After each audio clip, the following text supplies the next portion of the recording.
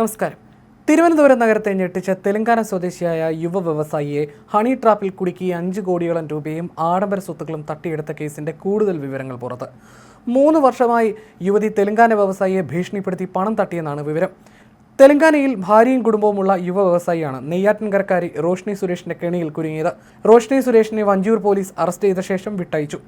3 വർഷത്തോളമായി തുടരുന്ന ക്രൂരമായ ബ്ലാക്ക് മെയിലിങ്ങിനും സാമ്പത്തിക ചൂഷണത്തിനുമൊടുവിൽ ഗത്യന്തരമില്ലാതെ 39-കാരനായ വ്യവസായി പോലീസിനെ സമീപിച്ചതോടെയാണ് അതിവിദഗ്ധമായി ആസൂത്രണം ചെയ്ത വൻ കെണിയുടെ ഞെട്ടിക്കുന്ന വിവരങ്ങൾ പുറത്തു വന്നത്. കേസിലെ മറ്റു പ്രതികളും ഒന്നാം പ്രതി റോഷ്നിയുടെ സുഹൃത്തുക്കളുമായ ജിബിൻ, ഉണ്ണിമോൾ ജിബിൻ, അഭിഷേക് എന്നിവർക്കായി പോലീസ് വല വിരിച്ചിരിക്കുകയാണ്. യുവ വ്യവസായിയുമായി റോഷ്നി മുൻപ് ശാരീരിക ബന്ധത്തിൽ ഏർപ്പെട്ടിരുന്നു. ഇത് മുതലാക്കിയാണ് റോഷ്നിയും കൂട്ടാളികളും തട്ടിപ്പ് ആസൂത്രണം ചെയ്തത്. 2023 ജൂൺ 22-ന് റോഷ്നി ഒരു ആൺകുഞ്ഞിന് ജന്മം നൽകി. തനിക്ക് ജനിച്ച ആൺകുഞ്ഞ് വ്യവസായിയുടേതാണെന്നും ഈ വിവരം വ്യവസായിയുടെ ഭാര്യയെയും മറ്റ് ബന്ധുക്കളെയും അറിയിക്കുമെന്നും ഭീഷണിപ്പെടുത്തിയായിരുന്നു തുടക്കം. വ്യവസായി ഡയറക്ടറായ കമ്പനിയുടെ വാർഷിക ലാഭത്തിന്റെ 50% തുക ഭീഷണിപ്പെടുത്തി റോഷ്നി സ്വന്തം അക്കൗണ്ടിലേക്ക് ട്രാൻസ്ഫർ ചെയ്യിപ്പിച്ചു. നാണക്കേടും കുടുംബം തകരുമെന്ന ഭയവും കാരണം വ്യവസായി റോഷ്നിയും സംഘവും ആവശ്യപ്പെട്ടതെല്ലാം നൽകാൻ നിർബന്ധിതയാവുകയായിരുന്നുവെന്നാണ് വഞ്ചൂർ പോലീസ് രജിസ്റ്റർ ചെയ്ത FIR-ൽ പറയുന്നത്. പണമായി മാത്രം കോടികൾ റോഷ്നി വാങ്ങിയിട്ടുണ്ട്.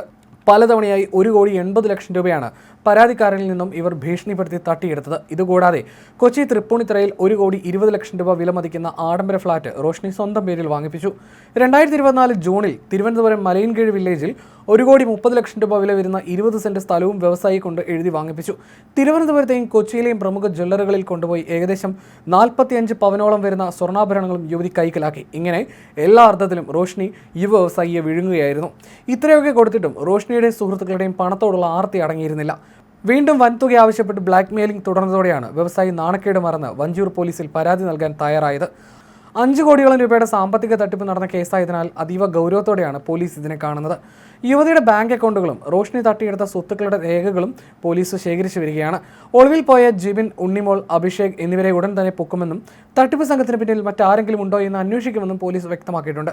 സമീപകാലത്തായി ഹണി ട്രാപ്പ് കേസുകൾ വർദ്ധിച്ചിട്ടുണ്ട്. ഈ പശ്ചാത്തലത്തിൽ വിശദമായ അന്വേഷണത്തിനാണ് പോലീസ് ഒരുങ്ങുന്നത്.